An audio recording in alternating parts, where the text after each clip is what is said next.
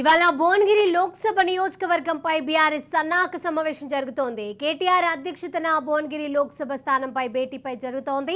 ఇక సమావేశానికి భువనగిరి బీఆర్ఎస్ ముఖ్య నేతలు హాజరు కానున్నారు. ఇవాళ భువనగిరి లోక్సభ నియోజకవర్గంపై బీఆర్ఎస్ సన్నాహక సమావేశం జరుగుతోంది. కేటీఆర్ అధ్యక్షతన భువనగిరి లోక్సభ స్థానంపై భేటీ జరుగుతోంది. సమావేశానికి భువనగిరి బీఆర్ఎస్ ముఖ్య నేతలు హాజరు కానున్నారు. ఇవాళ భువనగిరి లోక్సభ నియోజకవర్గంపై బీఆర్ఎస్ సన్నాహక సమావేశం జరుగుతోంది. ఇక ఇదే అంశానికి సంబంధించి మరిన్ని అప్డేట్స్ మా ప్రతినిధి మహేందర్ అందజేస్తారు. మహేందర్,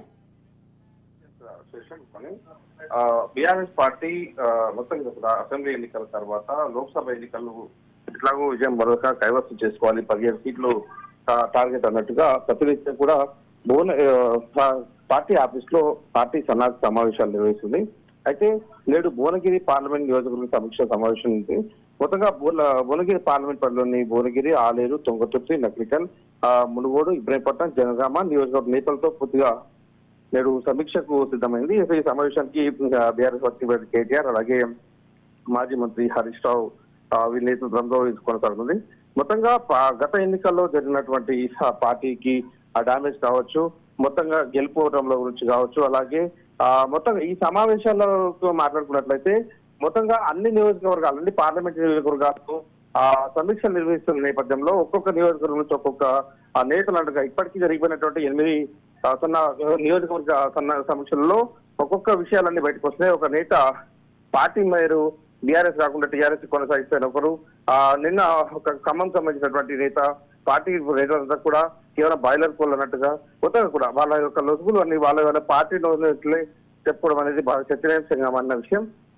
ఇక హైదరాబాద్ తెలంగాణ వేదిక జరిగే ఈ సమీక్ష రోజుల్లో కేటీఆర్ దిశానిర్దేశం చేస్తున్నారు. మొత్తంగా అసెంబ్లీ ఎన్నికల ఫలితాలపై నియోజక సమీక్ష చేస్తూ లోక్సభ ఎన్నికల్లో అనుకున్న వ్యూహంపైనే ప్రధానంగా ఈ సమీక్షల్లో చర్చించినట్లు పార్టీ వర్గాలు కూడా తెలుపుతున్నాయి. సో నేటి సమీక్ష సమావేశానికి భువనగిరి లోక్సభ పరిధిలోని ముఖ్య నేతలు, ప్రజాప్రతినిధులంతా కూడా హాజరవుతున్నారు. వాళ్ళ యొక్క పూర్తిగా ఇంటర్నల్ విషయాలు, పార్టీలో అభ్యర్థులు తీరెలా ఉంది, ఎమ్మెల్యే అభ్యర్థులు ఓడిపోవడానికి కారణం ఏంటి, మొత్తం భువనగిరి పార్లమెంట్ పరిధిలోని కేవలం ఒక జనగామ మాత్రమే గెలిచిన నేపథ్యంలో మిగతా 7 కాన్స్టిట్యూన్సీలన్నీ కూడా ఎందుకు ఓడిపోవాల్సి వచ్చింది, మొత్తంగా ఇవన్నీ కూడా ఈ సమీక్షలో తేలున్నాయి. వచ్చే పార్లమెంట్ ఎన్నికల్లో మరి ఎలా కలిసి ముందుకెళ్ళాలి, ఇప్పుడు కాంగ్రెస్ పార్టీ వైపు అధికారంలోకి వచ్చింది, కేంద్రంలో బీజేపీ కూడా దూసుకుపోతున్న నేపథ్యంలో ఓవైపు కాంగ్రెస్ బీజేపీ మధ్యనే పోటీ ఉంటుంది, బీఆర్ఎస్ అసలు పట్టించుకోని నేపథ్యంలో. సో ఇవన్నీ నేపథ్యంలో కొత్తగా పార్టీని బలోపేతం చేయాలి, ఆ అధికారులు అలాగే ముఖ్యంగా కార్యకర్తల్లో, క్యాడర్లో ముఖ్యంగా ఒక జోష్ నింపాలని, ఉత్సాహం నింపాలని ఈ యొక్క సమీక్షా సమావేశాల ఉద్దేశంగా చెప్పొచ్చు. Right, thank you Mahender.